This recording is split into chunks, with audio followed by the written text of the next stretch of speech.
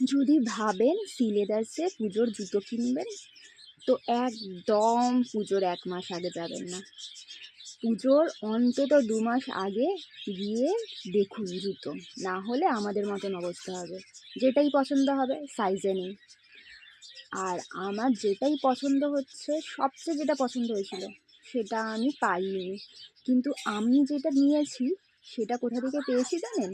একদম কাউন্টারে এক পাটি জুতো পড়েছিল, ওইখান থেকে আমি দেখাই যে এই জুতোটা কি হবে, তারপরে তারা বার করে।